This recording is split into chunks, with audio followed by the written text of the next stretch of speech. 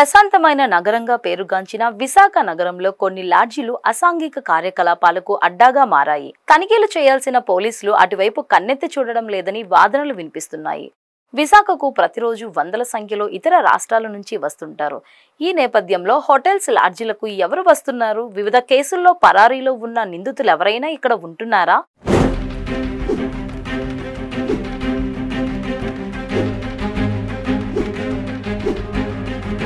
మైనర్లు, యువతీ యువకులు గదుల్లో బస చేస్తున్నారా?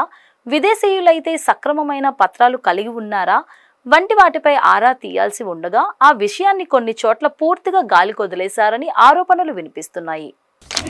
ఇటీవల జరిగిన పహల్గామ్ దాడుల తర్వాత ఇంటెలిజెన్స్ వర్గాల ఆదేశాల మేరకు దేశవ్యాప్తంగా ఉన్న ప్రధాన నగరాల్లో పోలీసులు విస్తృత తనిఖీలు నిర్వహిస్తున్నారు. ఈ తనిఖీల్లో ప్రశాంతంగా మారుపేరున్న విజయనగరంలో తీవ్రవాద దొరకడం కూడా కలత, లేకపోతే పోలీసులు కూడా ఆశ్చర్యపోయిన సంఘటనగా మనం చూడవచ్చు. ఏదైతే సిరాజ్ ఆయన మిత్రుడు కూడా ఇద్దరు అదే విజయనగరంలో ఉంటూ తీవ్రవాదంలో లింకులు పెట్టుకొని దాడులకు ప్రయత్నం చేసే పన్నాగల్లో పడిన సంఘటన కూడా బయటకు రావడం జరిగింది. అది ఈ నేపథ్యంలో రాష్ట్ర వ్యాప్తంగా ప్రధానంగా ఏపీ మొత్తంగా కావచ్చు, అటు తెలంగాణ కావచ్చు, దేశవ్యాప్తంగా ప్రధాన నగరాల్లో విస్తృత తనిఖీలు చేపడుతున్నారు. ఈ తనిఖీల్లో పోలీసులు కూడా విస్తుపోయే సంఘటనలు ఎదురవుతున్నాయి.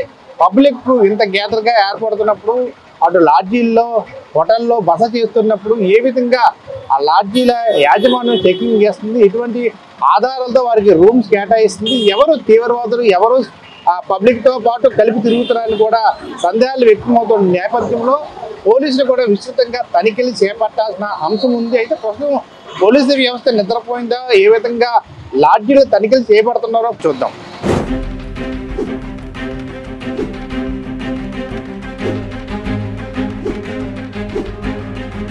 విశాఖ మహానగరానికి నిత్యం వందలాది మంది ఇతర దేశాలు, రాష్ట్రాల నుంచి వివిధ పనులు నిమిత్తం వస్తుంటారు. వీరిలో అనేక మంది నగరంలోని హోటల్స్, డార్మెటరీలు, గెస్ట్ హౌస్లు, లాడ్జీల్లో దిగుతుంటారు. అయితే ఇలా హోటల్స్, లాడ్జీలకు వచ్చేవారు ఏ పని కోసం వస్తున్నారన్న నిఘా కొరవడింది. నగర పోలీస్ కమిషనర్ ఆదేశాలతో ఈ ఏడాది మార్చి 10వ తేదీన 96 హోటళ్లు, లాడ్జీల్లో పోలీసులు ఆకస్మిక తనిఖీలు చేపట్టారు. సందర్శకుల వివరాలతో రికార్డులు నిర్వహించిన లాడ్జీలు 2, VMS లో అప్డేట్ చేయనివి హోటల్స్ 14, సీసీ కెమెరాలు లేని 2 లాడ్జీలు గుర్తించారు. గత కొద్ది రోజుల క్రితం జోన్ 1, 2 పరిధిలో 80 హోటళ్లు, లాడ్జీలు తనిఖీలు చేయగా 7 చోట్ల సందర్శకుల సమాచారం రికార్డుల్లో పొందుపరచలేదని పోలీసులు గుర్తించారు. ఇలా నగరంలోని అనేక హోటళ్లు, లాడ్జీల నిర్వాహకులు నిబంధనలకు విరుద్ధంగా వ్యవహరిస్తున్నారు. హోటల్ లేదా లాడ్జికి ఒక వ్యక్తి వచ్చేటప్పుడు ఆ వ్యక్తి గుర్తింపు కార్డును తీసుకుని అయినా ఏ పనిపై వచ్చారో తెలుసుకున్న తర్వాత రూమ్ ఇవ్వాల్సి ఉంటుంది. అయితే దీనికి పూర్తి విరుద్ధంగా డబ్బులకు ఆశపడుతూ కొన్ని హోటళ్లు, లాడ్జీలు ఎటువంటి గుర్తింపు కార్డులు తీసుకోకుండానే రూమ్లు ఇస్తున్నారు.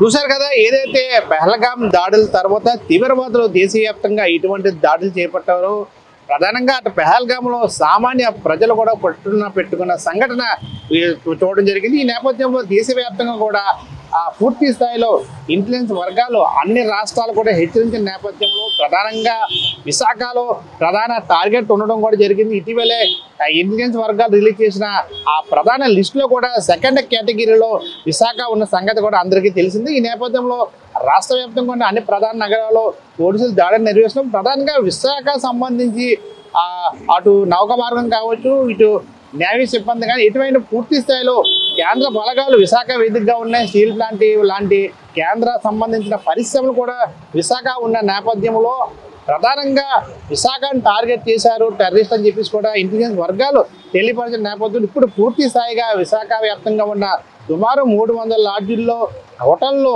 పోలీసులు దాడులు నిర్వహిస్తున్నాయి. అయితే గతంలో చేసిన ఈ దాడుల్లో కొన్ని చోట్ల సీసీ కెమెరాలు కూడా లేవు అని చెప్పేసి పోలీసులకి తెలియదు కూడా మనం చూడడం జరిగింది. అయితే ఈ తనిఖీల్లో సీసీ కెమెరాలు లేని హోటళ్ళు కూడా, లాడ్జీలు కూడా ఉండడంతో ఏ విధంగా తీవ్రవాదులు నగరంలో తలదాచుకునే అవకాశం ఉందో ఇప్పటికైనా పోలీసులు గుర్తించి పూర్తి స్థాయిగా క్షుణ్ణంగా అణువును పరిశీలించాలి. ఎక్కువగా ప్రజలతో పాటు ఈ స్లీపర్స్ టెర్రరిస్టులు కూడా వాళ్ళతో పాటు కలిపి తిరిగే అవకాశం ఉన్న నేపథ్యంలో పూర్తి స్థాయిలో ప్రజలు ఎక్కువగా ఏ ప్రాంతంలో ఉంటారో పబ్లిక్ ఎక్కువగా గ్యాదరింగ్ ప్లేసుల్లో పూర్తిగా పోలీసులు చెకింగ్ చేయాల్సిన అవసరం ఎంతైనా ఉంది. మరోవైపు లాడ్జీల్లో సీసీ కెమెరాలు ఏర్పాటు చేయలేం. మరోవైపు అన్ని లాడ్జీల్లో హోటల్లో కూడా ఏదైతే పోలీసులు నియమ నిబంధనలు ఖచ్చితంగా ఆ లాడ్జీ యాజమాన్యం అవలంబించాలి. లేని పక్షంలో అటువంటి లాడ్జీలపై, హోటళ్లపై పోలీసులు దాడులు నిర్వహించి వాటిపైన కేసులు నమోదు చేయాలంటూ కూడా సామాన్య ప్రజలు మనతో పాటు చెప్పడం జరిగింది. కెమెరా పర్సన్ కృష్ణతో దుర్గాప్రసాద్, BBC 7 టీవీ, విశాఖపట్నం.